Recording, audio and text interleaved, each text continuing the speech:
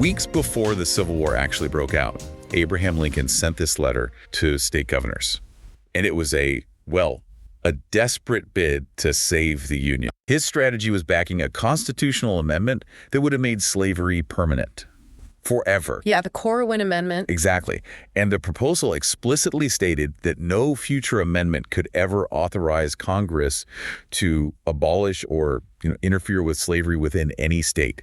It was a massive sweeping concession. But the southern states, they completely ignored it. They walked away from a constitutional amendment that would have guaranteed the very institution they claimed to be fighting for. So welcome to this deep dive. Today we are looking at a stack of sources, historical records, constitutional analyses, and even recent Supreme Court arguments to explore what scholars call America's second founding, the 14th Amendment. And our mission for today is to decode the history, the actual text, and the modern consequences of this amendment. We want you, the listener and the voter, to understand the absolute bedrock of your civic rights. Because this isn't just sitting under glass in an archive somewhere. It is the active, fiercely contested rulebook for your daily life.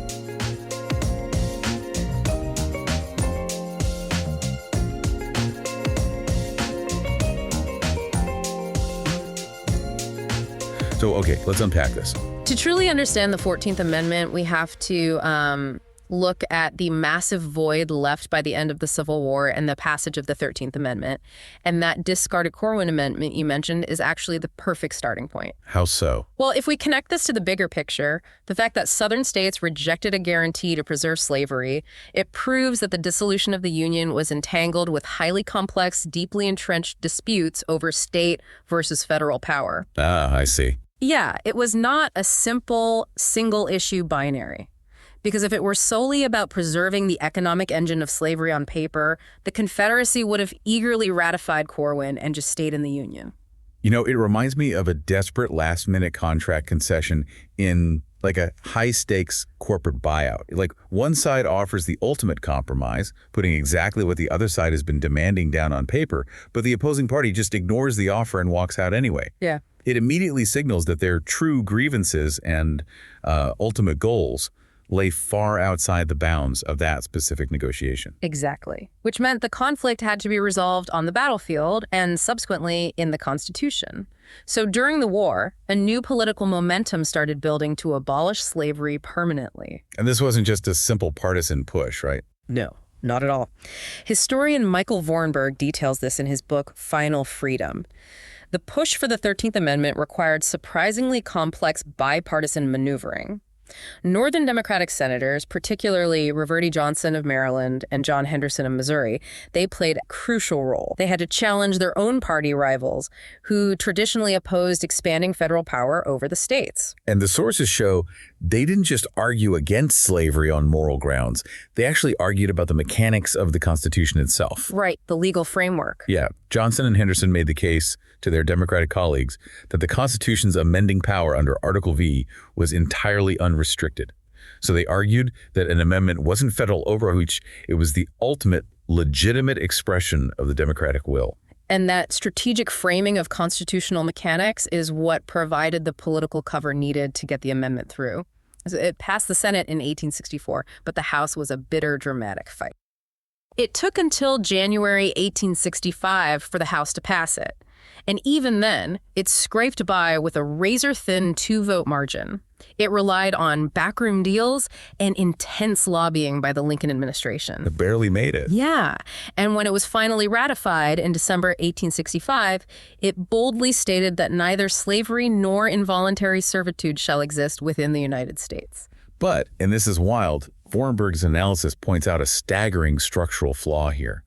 The 13th Amendment successfully dismantled the institution of slavery, but it completely failed to define what replaced it. Right, it just left a vacuum. Exactly, a legal vacuum.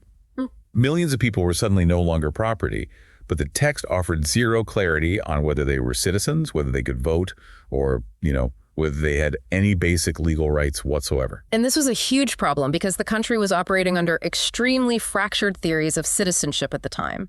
Prior to the war, some politicians argued that being a citizen of a state automatically made you a citizen of the nation, but others argued federal law took precedence. And looming over all of this was the 1857 Supreme Court decision, Dred Scott v. Sanford. Justice Roger Taney had explicitly ruled that the Constitution limited citizenship on racial grounds.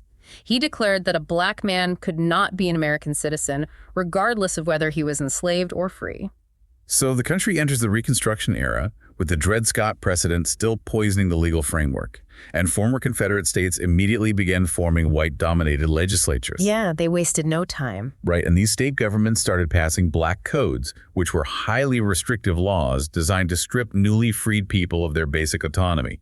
They dictated where they could work, restricted their ability to own property, and severely limited their movement. So Congress attempted a legislative fix first. They passed the Civil Rights Act of 1866, declaring that all persons born in the United States were citizens.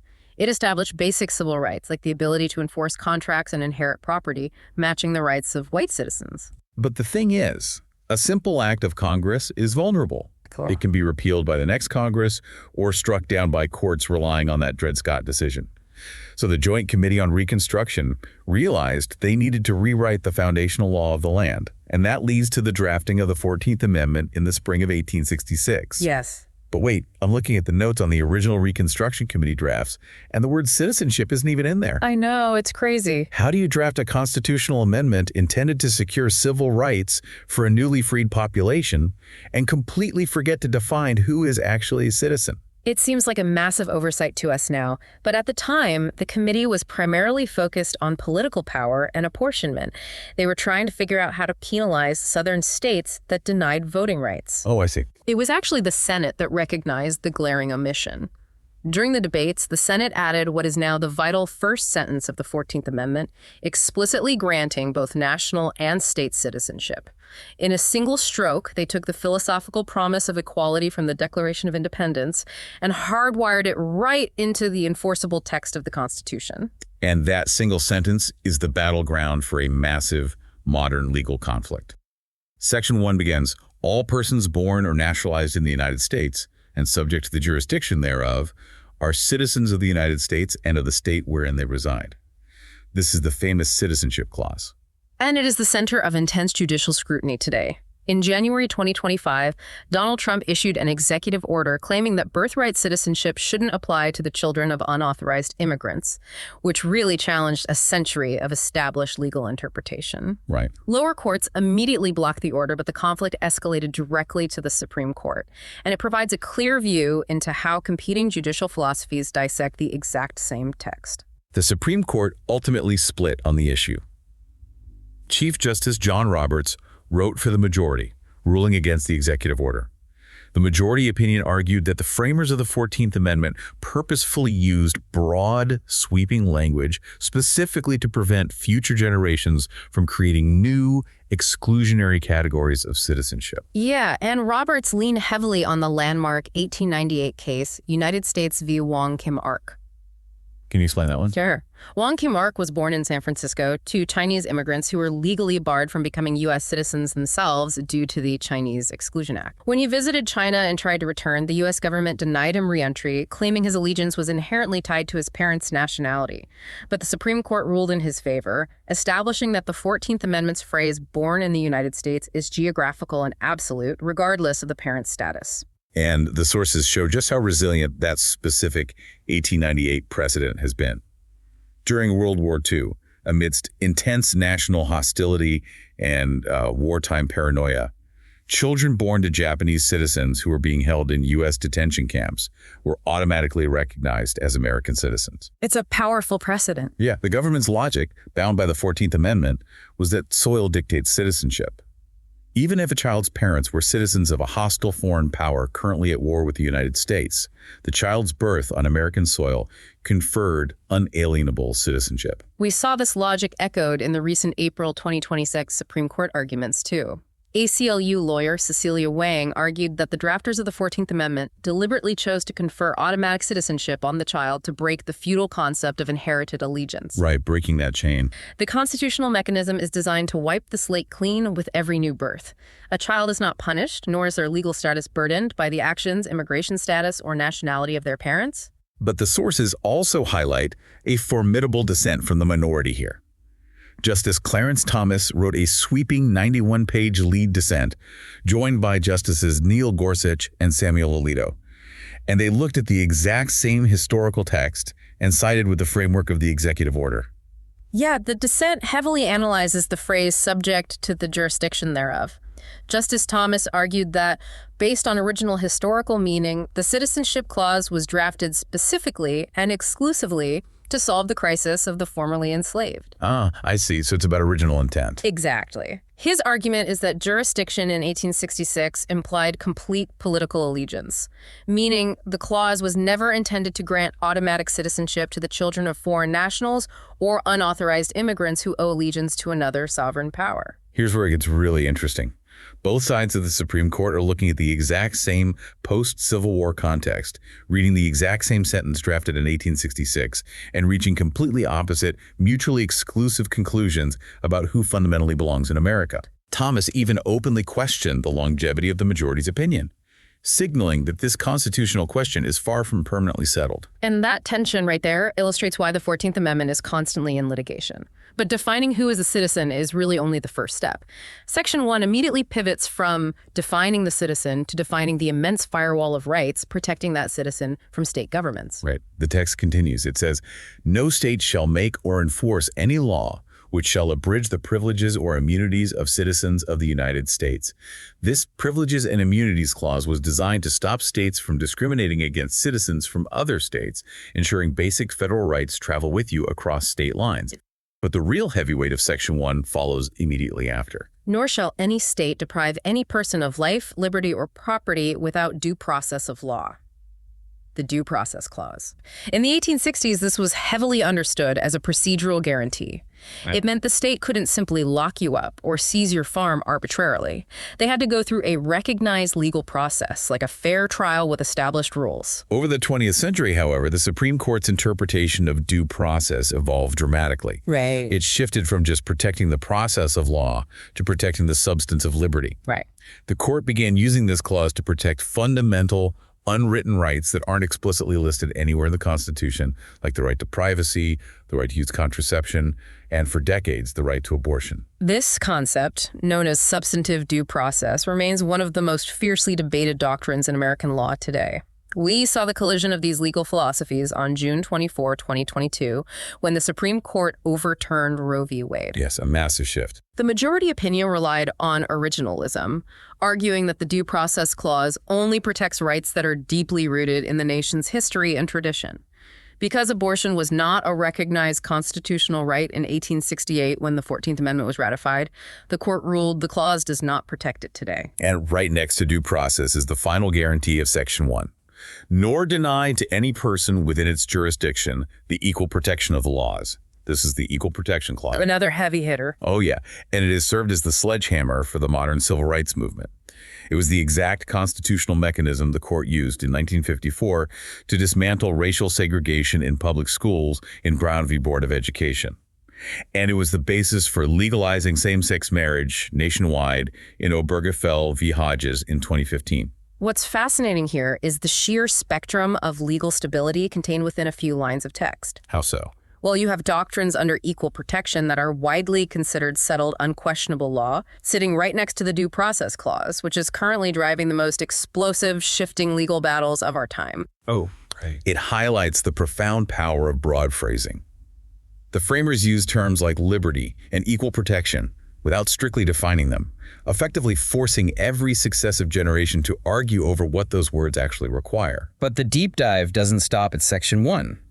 While citizenship and equal protection dominate the modern headlines, the rest of the amendment had to physically rewire the machinery of American democracy.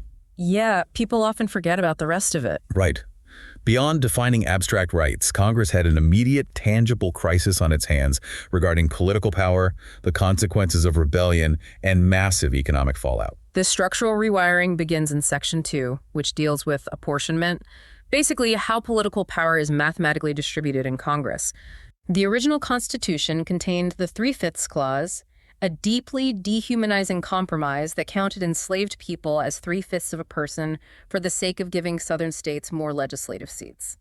With slavery abolished, that math was broken.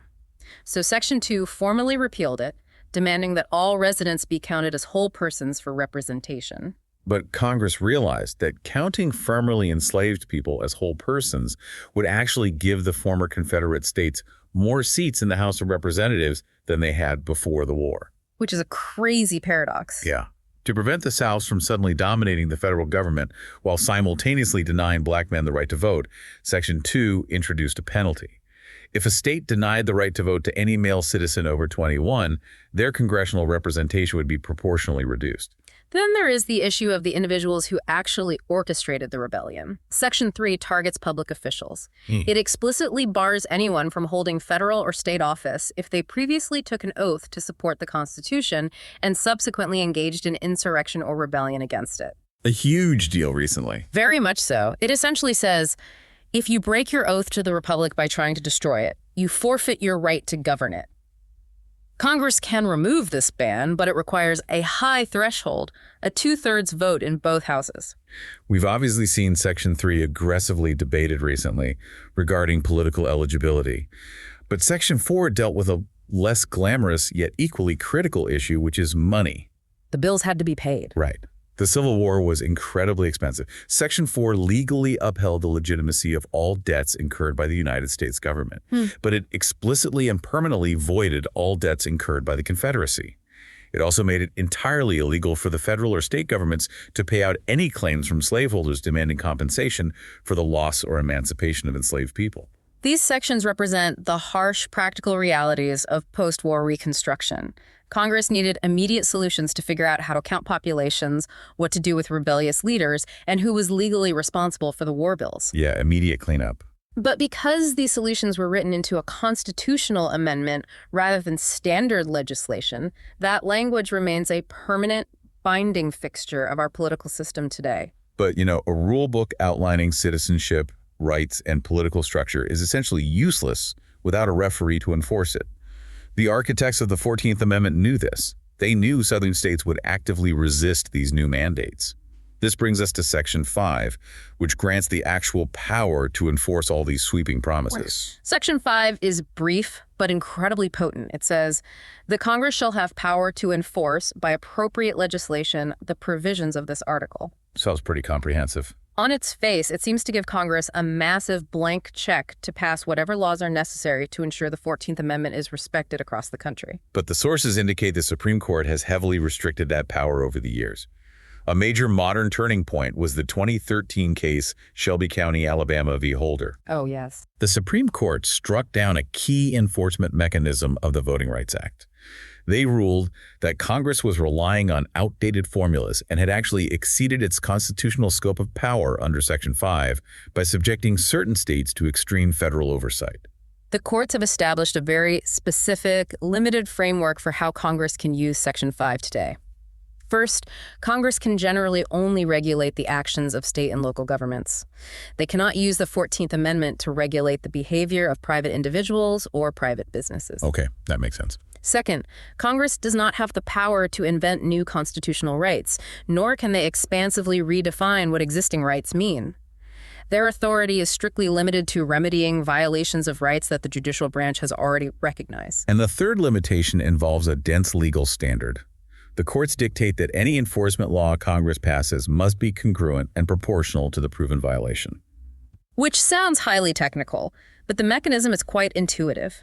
Think of it like a medical intervention. If a doctor finds a minor infection in your finger, they prescribe a targeted antibiotic. They don't amputate your arm. Right. The treatment must match the disease. In constitutional terms, if a state is found guilty of a specific, localized violation of civil rights, Congress cannot respond by taking over the state's entire legislative apparatus. I get it. Yeah. The federal remedy must be exactly tailored, congruent to the specific shape of the state's violation, and proportional to its severity. So what does this all mean? The framers of the 14th Amendment clearly wrote Section 5 to give Congress the teeth to actively protect civil rights. Yet the judicial branch consistently restrains Congress from using those teeth too aggressively. This raises an important question about the fundamental balance of power in our republic. There is an ongoing, deep-seated friction between federal enforcement power and state sovereignty. Right, the classic struggle. Exactly. The courts frequently view their role as the ultimate arbiter, protecting states from federal overreach, even when that federal action is explicitly aimed at enforcing civil rights.